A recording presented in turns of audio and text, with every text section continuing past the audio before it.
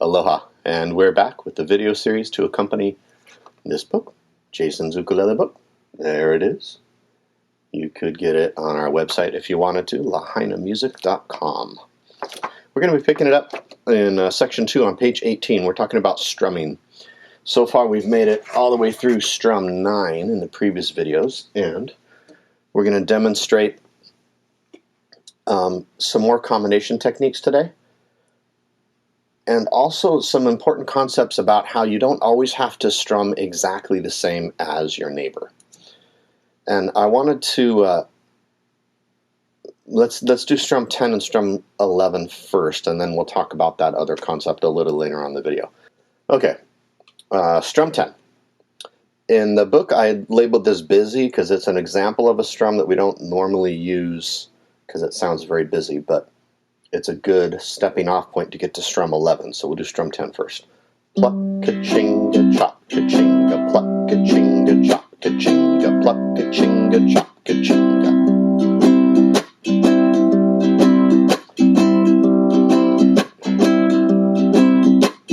So it's a perfectly fine strum, it's just that it's a little bit busy sounding. Now if we took out one of these strums, right after the pluck, if we took out the up strum after that, it would sound like this. This is moving to strum 11, which is more useful, I think.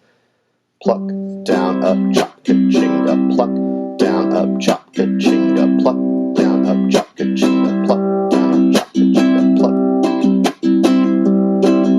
So this is strum 11. It's similar to strum 10, but it sounds a lot better because just that little hesitation in there after the thumb pluck makes it a lot more fluid sounding instead of, that's the busy one, strum 10. Here's strum 11. Pluck, down, up, chop, ka-chinga, pluck, down, up, chop, ka-chinga. So if you don't have those component strums in place yet, you can check the other previous videos where I talk about the individual skills that we're using in combination strums here. This would be a good example of what to use for a lot of is songs, like Maui Hawaiian Superman or Some Over the Rainbow, or a bunch of other is songs. It's a nice strum because it has a little bit of a, it's a little folky, it's a little offbeat, sort of a reggae little feel. It has a little bit of a rock feel because it's got that chop in there. So it works nicely for songs like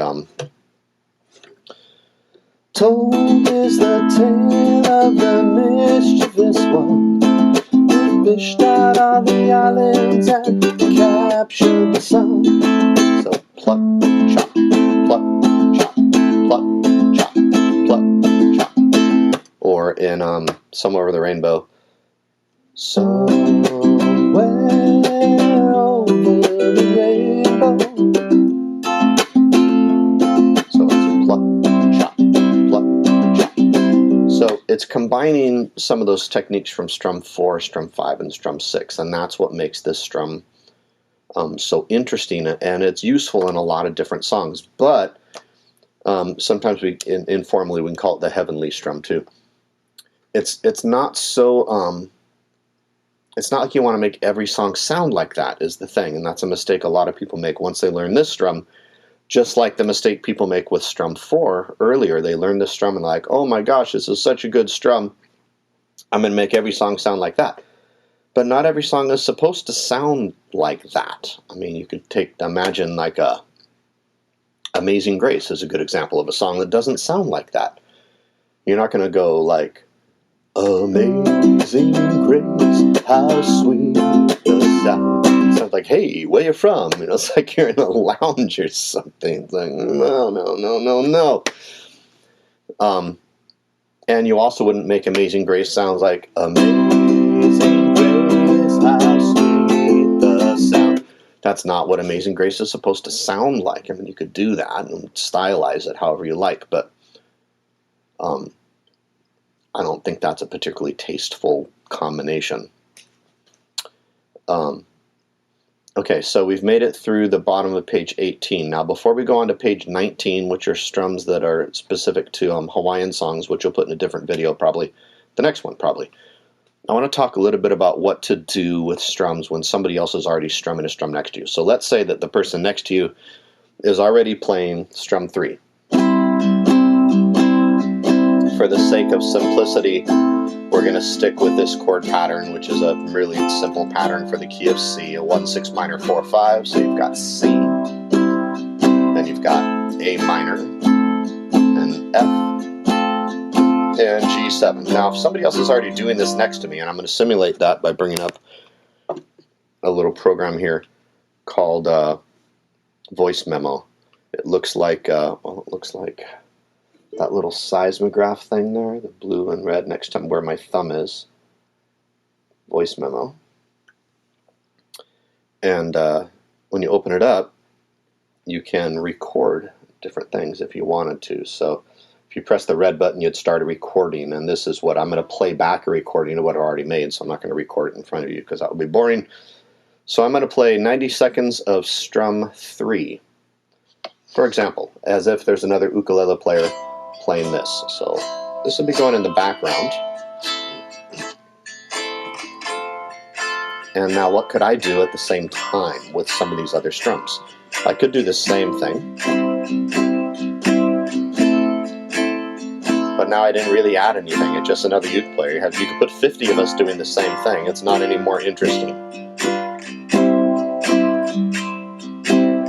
So what I'm doing now is I'm doing strum 4 at the same time that the recording's playing strum 3. Together, they sound pretty cool, right?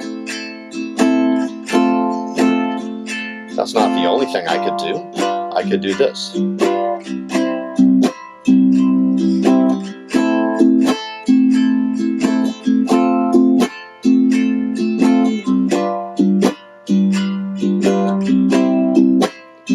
So this isn't even, I don't think I even diagrammed this strum, but I'm just using different components. It's got that double up strum from strum 7 in there. It's got a chop from strum 6 in there. It's got a little hesitation from strum 4 in there. Just mixing up the techniques.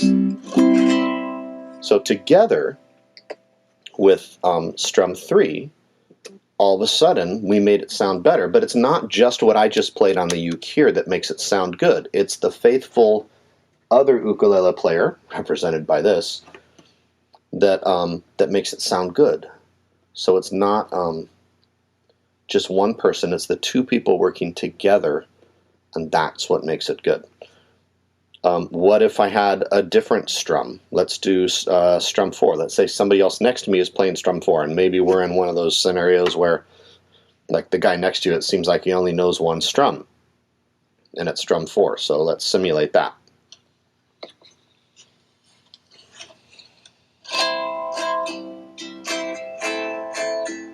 Now what am I going to play together with this guy?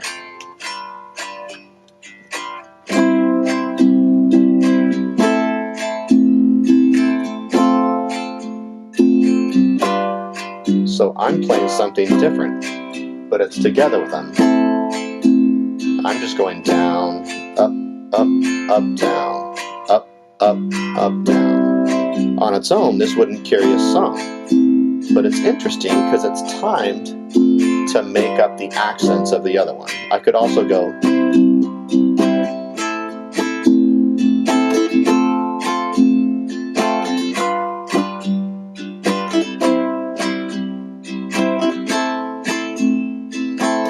put a little flutter in here. Da-da-da, 2, 3, 4, flutter 1. So I made his strum sound a little bit better, but I did it in a way that wasn't like in a competitive I'm gonna outdo you, or I'm gonna squash you, or I'm gonna cover you up, or I'm gonna anything like that. There's no eclipsing going on. It's just how do I augment what the other ukulele player's doing so that I become an asset. While I have these recordings done and on the top of my mind, I want to demonstrate some other things we could do, and I'm just going to make a quick reference to other parts of the book. Because strumming is not the only option you have there in terms of what do you do when somebody else is doing a strum like that, which could represent any of a million songs. Let's go back to, so this is going to be 90 seconds of strum 3 in the key of C. Now the question is, what can I do if the ukulele player next to me is just playing strum 3? How can I make that more interesting? Besides doing a different strum, I could do this. This is plucking the strings one at a time.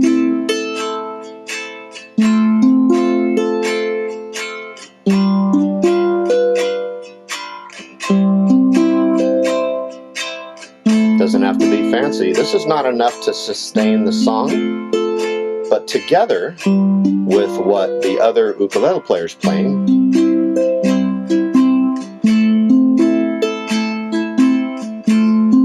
this is a little more complex version.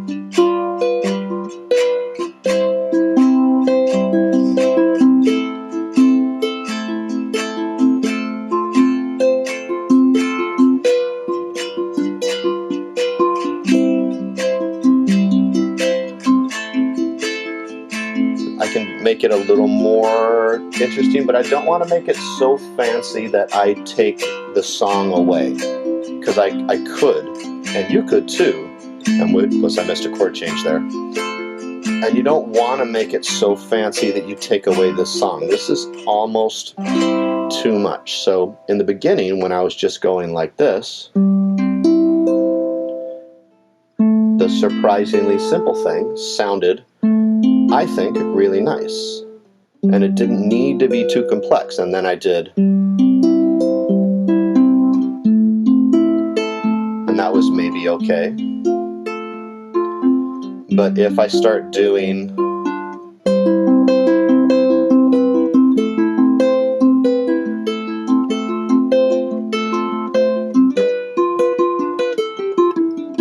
I could do that, but all of a sudden it's like, whoa, check me out, I'm the ukulele player, the other ukulele player.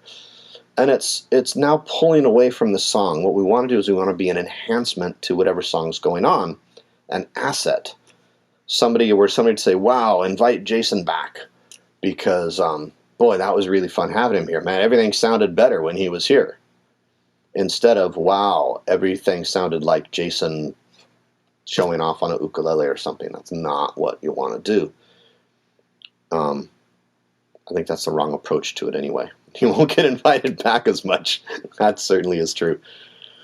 I think we'll cut this video here, and then we'll make another one afterwards. So hopefully this has been helpful for some strategy, and we'll continue onward. Aloha.